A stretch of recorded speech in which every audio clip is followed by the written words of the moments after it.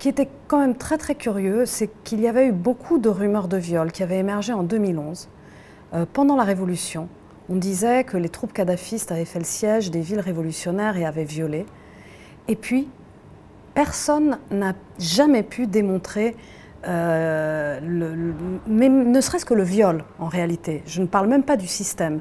Et on parle de grands enquêteurs internationaux, Donatella Rovera d'Amnesty, des gens de Human Rights Watch, des gens qui ont l'habitude de travailler sur des terrains compliqués et d'extraire une parole difficile à livrer. Là, rien.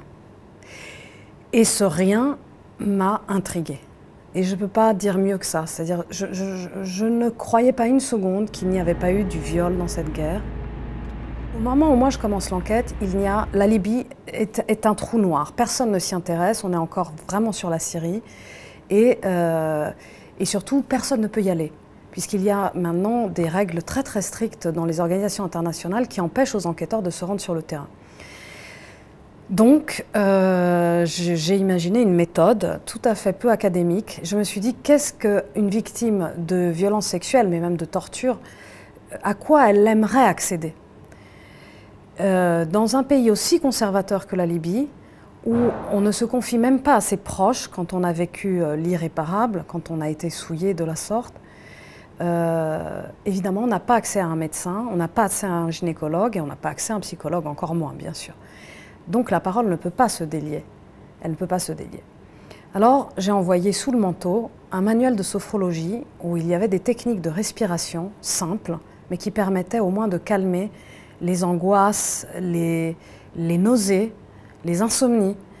Et ce manuel, qui a été gentiment prêté par une sophrologue très connue, qui s'appelle Nathalie Duval, qui l'a donné pour la bonne cause, ce manuel a fait le tour de la Libye et j'ai commencé à recevoir des appels à ce moment-là. Alors que pendant 6 mois, tout comme les autres enquêteurs, je m'étais cassé les dents sur un silence absolument, une chape de plomb.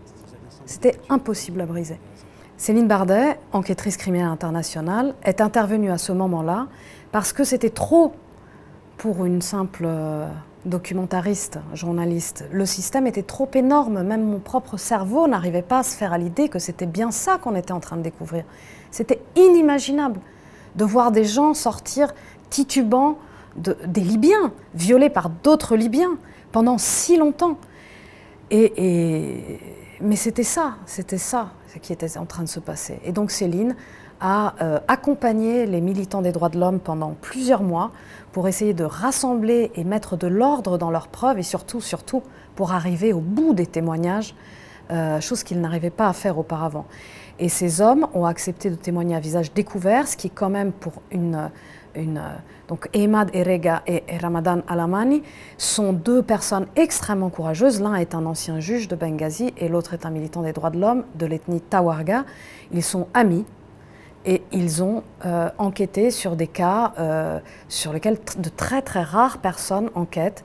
J'ajouterais aussi que nous avons été accompagnés en Libye par une personne extrêmement courageuse, Mohamed, qui est un médecin, qui est devenu militant des droits de l'homme, dont je ne dis pas le nom de famille parce que je ne veux pas le mettre en danger, qui est un homme extrêmement courageux, qui nous a amenés jusqu'aux victimes à l'intérieur de la Libye, chose qui était quasiment impossible à faire.